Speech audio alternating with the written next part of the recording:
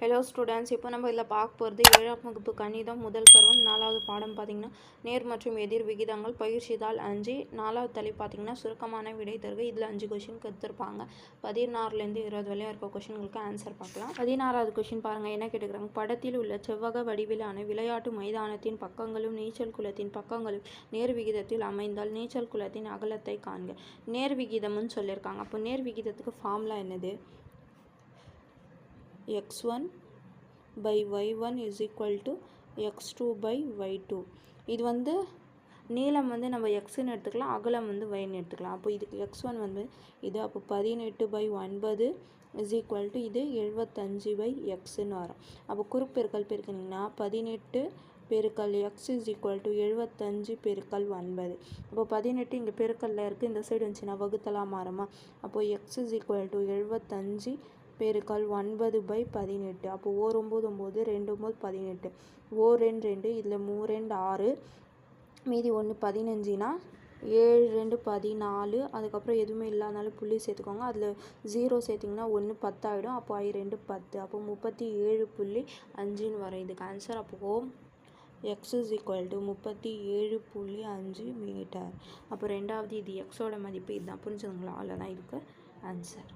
அதுக்கப்புறம் பாருங்கள், 17வது கொஷின் என்ன கேட்டுக்கிறாங்க. ஒரு மகிழுந்து 82.5 கிலோமீட்டர் தொலைவை கடக்க 5.5 லிட்டர் பெட்ரோல் தேவைப்படுகிறது எனில் 13.2 லிட்டர் பெட்ரோல் இருந்தால் எவ்வளவு தூரத்தை கடக்க முடியும்னு சொல்கிறாங்க. 7 லிட்டருன்னு சொல்கிறாங்க. அப்போ லிட்டர் அதிகமாகும்போது கிலோமீட்டர் கூட அதிகமாகும். அப்போ இது நேர் விகிதத்தில் இருக்கும். அப்போ நேர் விகித ஃபார்முலா எழுதி நம்ம இதுக்கு ஆன்சர் கண்டுபிடிக்கலாம். இப்போது நேர் விகிதத்துக்கு ஃபார்முலா பார்த்திங்கன்னா x1 by y1 is equal to x2 by y2. அப்போ கிலோமீட்டர் எவ்வளோ சொல்லியிருந்தாங்க? 82.5. அதுக்கு பெட்ரோல் எவ்வளோ செலவாகுது? 5.5. அதுக்கப்புறம் கிலோமீட்டர் தான் கண்டுபிடிக்கணும், அதனால் அது எக்ஸு. அதுக்கப்புறம் பெட்ரோல் வந்து 13.2ன்னு சொல்கிறாங்க. அப்போ இது குறுப்பெருக்கல் பெருக்கிடுங்க.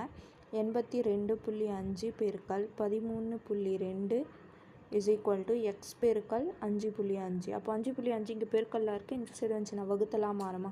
அப்போ 82.5 பெருக்கல் 13.2 வகுத்தல் 5.5 is equal to x.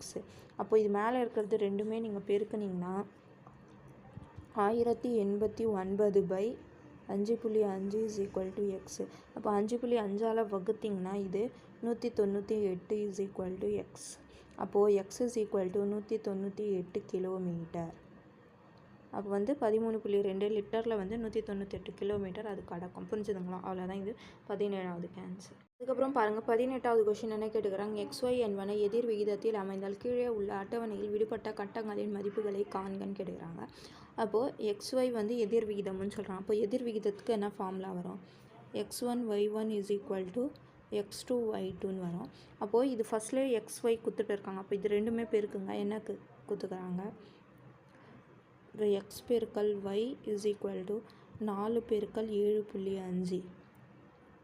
அப்போது 4 பெருக்கல் 7.5 பெருக்குனிங்கன்னா உங்களுக்கு 30ன்னு வரும். அப்போது ஒரு சைடு வந்து நம்ம 30ன்னு வச்சுக்கலாம், இன்னொரு சைடு இது 60 எக்ஸ்ன்னு எடுத்துக்கலாம். பாருங்கள், x1 வந்து 60 பெருக்கல் y is equal to இது பெருக்கிட்டு இருக்கலாம், அது அப்படியே இருக்கட்டும். பாருங்கள், இங்கே 60 பெருக்கல்ல இருக்குதுங்களா, இந்த சைடு வந்துச்சுன்னா வகுத்தலாம் மாறுமா. அப்போது y is equal to 30 வகுத்தல் 60. அப்போது ஒரு 30 30, 2 30 60. அப்போது 1/2னா y is equal to 1/2. அப்போது 1/2 எப்படி எழுதலாம்? 0.5ன்னு எழுதலாம். அப்போது y இங்கே வந்து இந்த கட்டத்தில் 0.5ன்னு வரும் உங்களுக்கு ஆன்சர். அடுத்தது பாருங்கள், இது x பெருக்கல் 12ன்னு வரும். x பெருக்கல் 12 is equal to அதே 30 தான். இங்கே 12 பெருக்கல்ல இருக்குதுங்களா, இந்த சைடு வந்துச்சுன்னா வகுத்தலாம் மாறுமா. அப்போ x is equal to 30/12. அப்போது 4 12, அப்போ 13, அப்போ 10ல் 4 10/4ன்னு வரும்.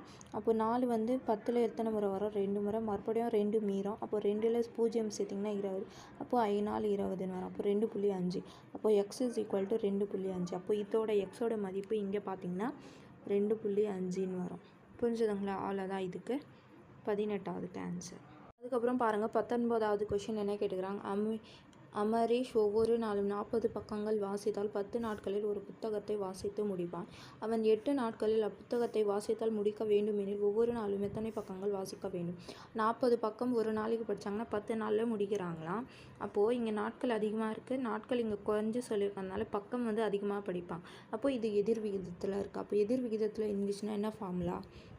x1 y1 is equal to x2 y2. அப்போ x1 என்னது 40 பெருக்கல் y1 வந்து 10 இஸ் ஈக்குவல் டு எக்ஸ் தெரியாது, அதுக்கப்புறம் y வந்து 8 நாளுன்னு சொல்கிறேன். அப்போ 8 இங்கே பெருக்கல்ல இருக்குது, இந்த சைடு வந்துச்சுன்னா வகுத்தலாம் மாறுமா?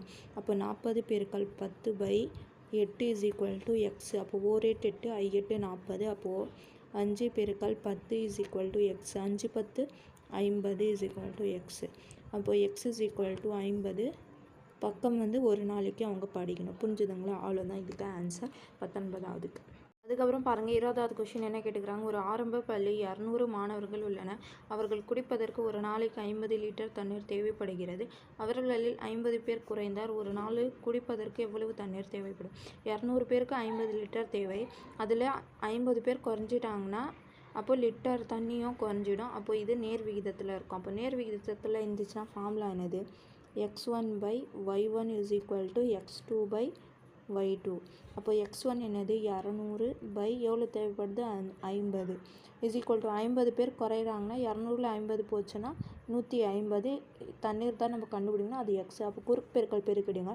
200 பெருக்கல் எக்ஸ் இஸ் ஈக்குவல் டு 150 பெருக்கல் 50. அப்போ 200 இங்கே பெருக்கல்ல இருக்குது, இந்த சைடு வந்துச்சுன்னா வகுத்தலாம் மாறுமா? அப்போ எக்ஸ் இஸ் ஈக்குவல் டு 150 பெருக்கல் 50 200. அப்போது இங்கே ஒரு 0 இது ஒரு 0, இங்கே ஒரு 0 இது ஒரு 0 கேன்சல் ஆகிடும். அப்போ 1 2 2 இதில் 2.5 முறை வரும் 2. அப்போது 15. அப்போது எக்ஸ் இஸ் ஈக்குவல் டு 15 பெருக்கல் 2.5. அப்போது 15ஓட 2.5 பெருக்குனிங்கன்னா 37.5ன்னு வரும். அப்போது இவ்வளோ தண்ணீர் தேவைப்படும். அப்போது லிட்டர். புரிஞ்சுதுங்களா? அவ்வளோதான் இது 20வது ஆன்சர். அவ்வளோதான் பயிற்சி தாள் 5 கூட இந்த கொஷினோட முடியுது. புரிஞ்சுதுங்களா? அவ்வளோதான் ஆன்சர்.